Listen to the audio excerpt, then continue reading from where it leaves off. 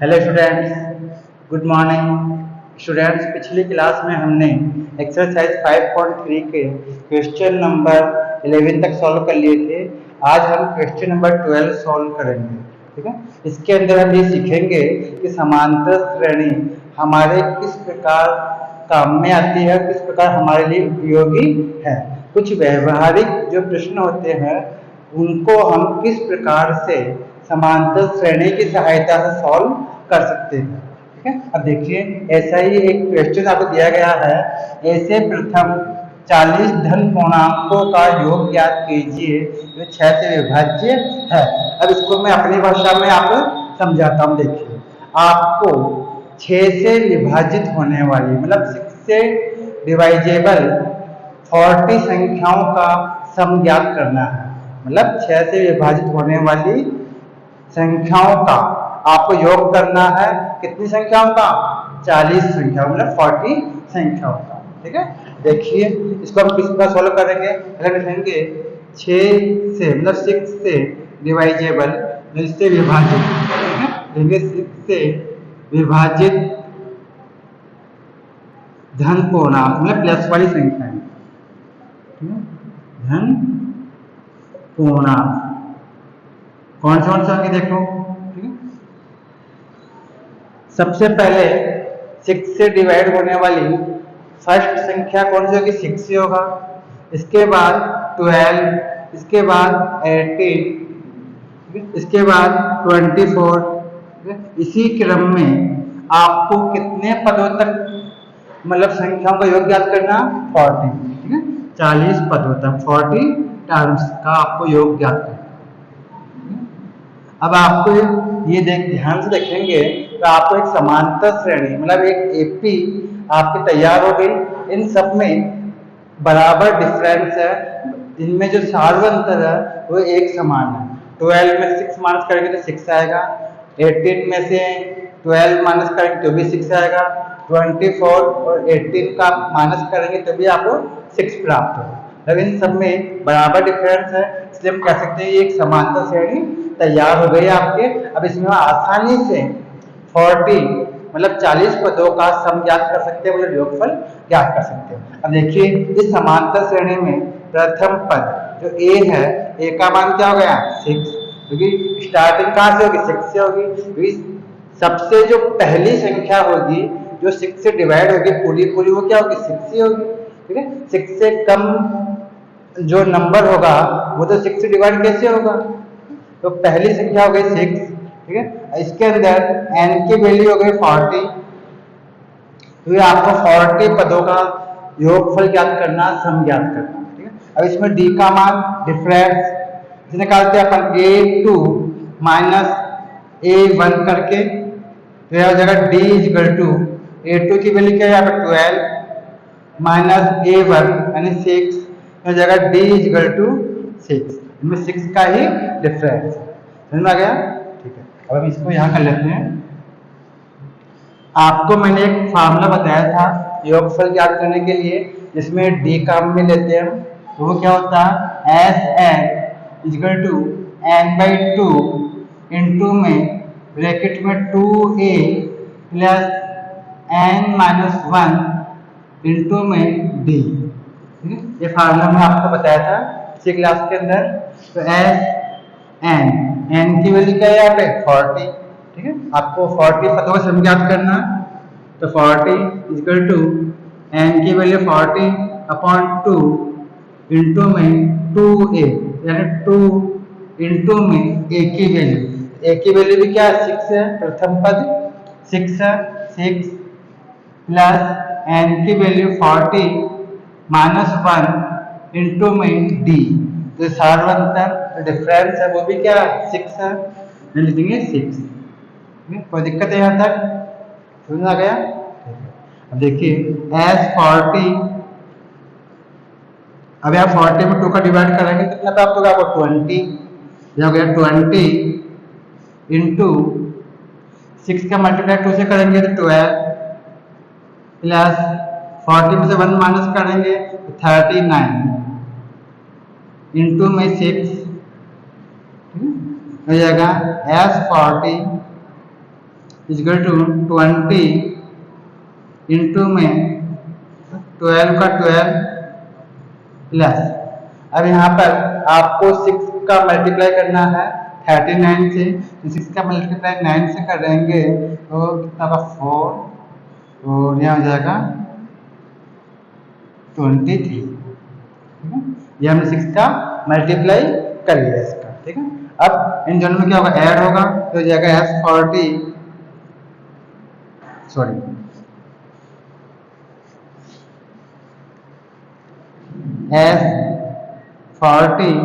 Is equal to 20 into में इन दोनों में आप क्या करेंगे, सम कर जोड़ करेंगे, ऐड होगा तो क्या जगह 4 2 6, 3 और 1 4 और 2 का 2, ठीक है। कितना प्राप्त हो जाएगा आपको 246। अब इनको मल्टीप्लाई करेंगे आपको प्राप्त हो जाएगा S40 इजकल टू, मल्टीप्लाई करने पे आपको प्राप्त होगा 4920, ये आपका आंसर प्राप्त है। इस तरीके से समझ में आ गया। ये हमने 6 से विभाजित, मतलब ऐसी 40 संख्याएं आपको लेनी है जो 6 से विभाजित है, और फिर आपको उन सबका योग करना, मतलब उनका सम ज्ञात करना है। तो उन सबका सम ज्ञात करने पे आपको 4920 प्राप्त होगा, ठीक है। तो मैं समझ में आ गया हुआ आपको। हम आते हैं नेक्स्ट क्वेश्चन पर।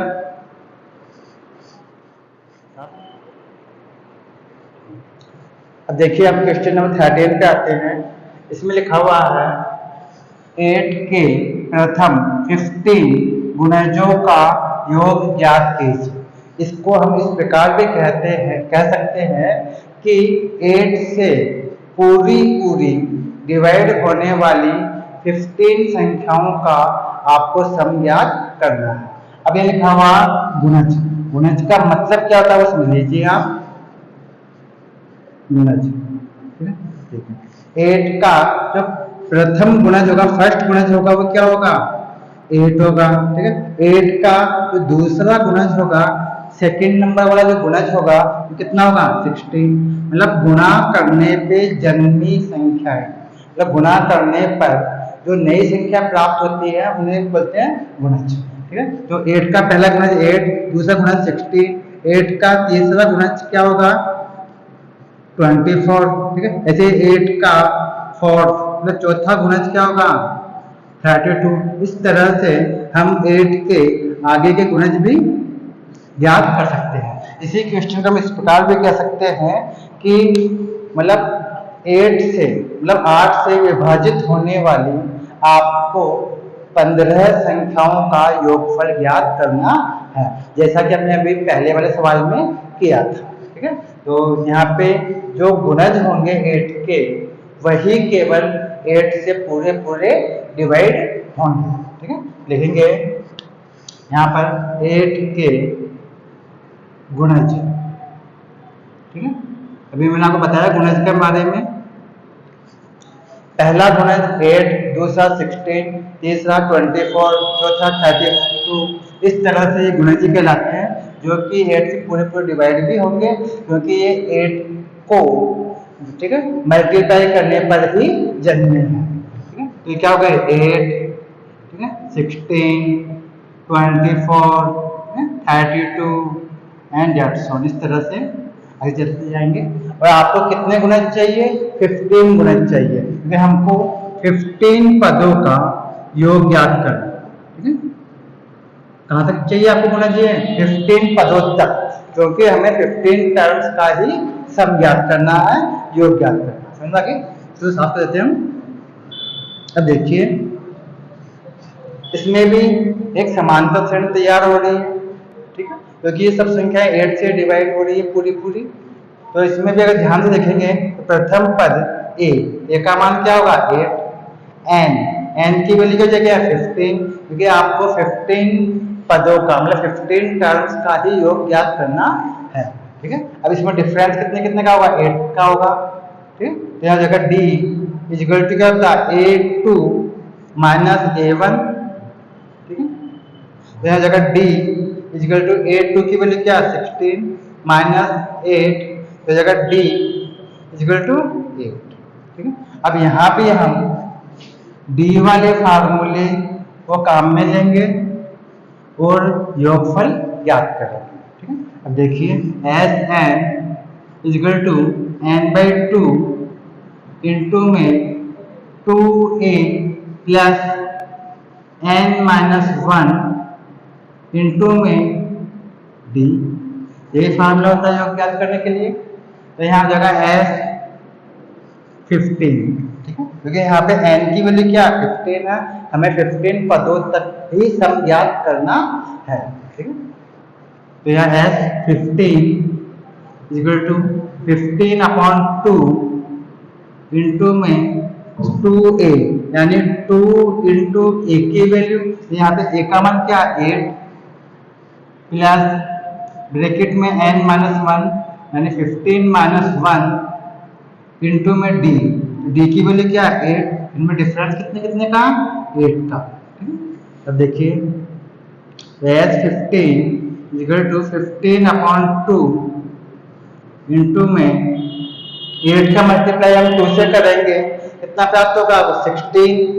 ठीक है, तो यहाँ जगह 16 प्लस 15 में से 1 माइनस करेंगे तो 14 इंटू में 8। कोई दिक्कत है यहाँ तक, समझ आ गया? ठीक है, तो जगह है 15 इजिकल टू 15/2 इंटू में 16 का 16, यहाँ पे इन दोनों को मल्टीप्लाई करेंगे, 14 का और 8 का मल्टीप्लाई करेंगे तब प्राप्त होगा 112। ठीक है, 14 8 या 112 हो जाएगा आपके।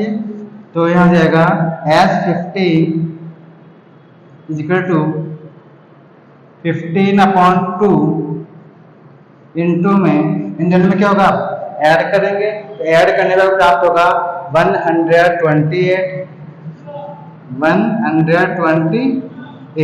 अब 2 का डिवाइड यहाँ करेंगे तब प्राप्त होगा 64, 64 का मल्टीप्लाई करेंगे 15 से तो आपको प्राप्त हो जाएगा 960। ठीक है, ये आपके S15 आ गया। तो इस प्रकार से हमारे इस तरह से आंसर प्राप्त हो जाएगा। इसमें हमने 8 से डिवाइड पूरी डिवाइड होने वाली 15 संख्याओं का योगफल ज्ञात कर लिया। या इसको मैसेज कर सकते हैं 8 के 15 गुणज का जो योगफल है, जो सम है वो 960 होगा। देखिए अब क्वेश्चन नंबर 14 पे आते हैं। ये भी एक व्यवहारिक क्वेश्चन है। अगर कोई आपसे पूछे कि 0 से लेके 50 तक जितनी भी विषम संख्याएं हैं, जिन्हें हम क्या बोलते हैं ऑड नंबर। ठीक है, तो जितने भी ऑड नंबर है 0 से लेके 50 तक उनका सम क्या होगा, उन सबका योगफल क्या होगा। ठीक है, तो आप कहेंगे हम तो पहले संख्याएं लिखेंगे 50 तक की और नंबर, फिर सबको ऐड करेंगे तब बताएंगे। ठीक है, ये तो अभी 50 तक की बात हो रही है। अगर आपको ये कह दिया जाए कि 0 से लेके 200 तक, ठीक है, या मतलब 3000 तक या 10,000 तक की विषम संख्याओं का योग ज्ञात कीजिए, तब क्या करेंगे आप। ठीक है, तब इसका एक तरीका है समांतर श्रेणी की सहायता से, मतलब एपी की सहायता से हम बड़ी आसानी से, अगर एपी बनती है आपकी तो एपी की सहायता बड़ी आसानी से हम योगफल ज्ञात कर सकते हैं। ठीक है, अब देखिए कैसे। आपको 0 से लेकर 50 तक की जो विषम संख्याएं होती है उनका योग ज्ञात करना, मतलब जो ओड नंबर है उनका आपको सम ज्ञात करना है। ठीक है, कहेंगे 0 से 50 तक, ठीक है, की विषम संख्याएं, विषम संख्याएं। अब 0 से लेके 50 तक जो विषम संख्याएं हैं जिनको हम ऑड नंबर कहते हैं वो कौन कौन सी होगी। देखिए 1 3, 5, 7 एंड इसी क्रम को अगर हम आगे बढ़ाएं तो जो लास्ट संख्या होगी वो 49 होगी, क्योंकि 50 तो क्या है, इवन नंबर है, सम संख्या है। ठीक है, तो लास्ट जो ओड नंबर होगा, विषम संख्या होगी, तो क्या होगी, 49 होगी। ठीक है, अब देखिए, अगर आप ध्यान से देखेंगे इनमें केवल 2 का डिफरेंस आ रहा, 3 में से 1 माइनस करेंगे 2, 5 में से 3 माइनस करेंगे तो 2, 7 में से 5 माइनस करेंगे तब भी 2। तो मतलब ये एक समांतर श्रेणी का क्रम आ गया, मतलब ये एक एपी बन गया। ठीक है, अब इस एपी के अंदर प्रथम पद तो है 1 और जो अंतिम पद है, जो लास्ट टर्म जिसको हम कहते हैं, वो है 49। ठीक है, देखिए इसमें प्रथम पद जिसको हम बोलते हैं, क्या बोलते हैं, ए। तो ए की वैल्यू क्या हो गई यहाँ पे, 1। ठीक है, और जो अंतिम पद होता है, ठीक है, लास्ट पद, अंतिम पद जिसे हम बोलते हैं ए एन या एन। ठीक है, ये आपके पास हो गया 49। समझ गया। अब इसके अंदर डी का मान हम याद कर सकते हैं, तो इस सब में 2 का डिफरेंस आ रहा है, तो लिखेंगे डी सारवंतर। सारवंतर कैसे याद करते हैं हम, पहले पद को दूसरे में से माइनस करके, यानी डी इक्वल टू होता है A2 माइनस A1। यहाँ डी का मान कितना प्राप्त हो जाएगा आपको, A2 का मान कितना, 3 माइनस 1, यानी डी का मान आपको प्राप्त होगा 2। ठीक है, सारवंतर आपको क्या आ गया, 2 आ गया। अब पहले तो हम ये ज्ञात करेंगे कि इस समांतर श्रेणी में ये जो लास्ट पद है वो कौन से नंबर का पद है, मतलब ये कौन से नंबर पर आपको प्राप्त होगा। मतलब इसमें पहले तो हम n की वैल्यू ज्ञात करेंगे, ठीक है, इस पद का नंबर ज्ञात करेंगे। तो उसके लिए क्या काम करेंगे, यहाँ कर लेते हैं। देखिए, आपको इसमें a का मान ज्ञात है, d का मान ज्ञात है और a n का मान भी ज्ञात है, इसलिए हम a n वाले फार्मूले को लगा करके पहले इसके अंदर n का मान ज्ञात करेंगे। तो देखिए, a प्लस ब्रैकेट में n माइनस 1 इंटू में d इक्वल क्या होता है, a n। इस फार्मूले से मैंने आपको पहले भी बताया था कि n का मान हम किस प्रकार ज्ञात कर सकते हैं। देखिए, आपको अंतिम पद ज्ञात है, a n का मान ज्ञात है, सिर्फ राइट साइड में लिख दिया। अब देखिए a का मान क्या है, यहाँ पर 1 लिख दिया, यहाँ पर 1 प्लस n का मान हमें ज्ञात है नहीं, इसलिए n minus 1 as it is. इस तरीके से d का मान कितना है, 2, यहाँ हो गया 2 इक्वल टू a n, मतलब वह पद जिसका हमें नंबर ज्ञात करना है। तो आपको कौन से पद का नंबर ज्ञात करना है, 49 का, क्योंकि ये अंतिम पद है, लास्ट पद हमारे समांतर श्रेणी में यही है।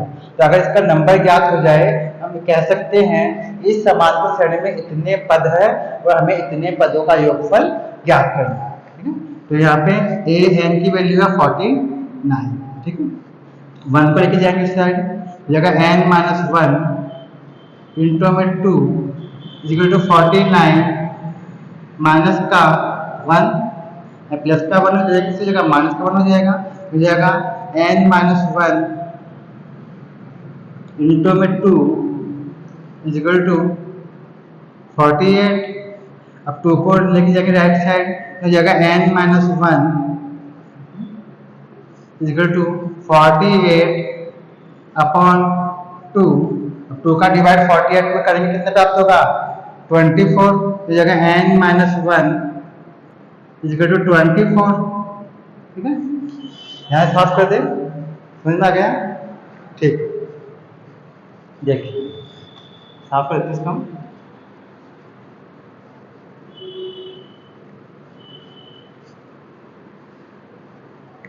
इसको भी साफ कर देती हूँ।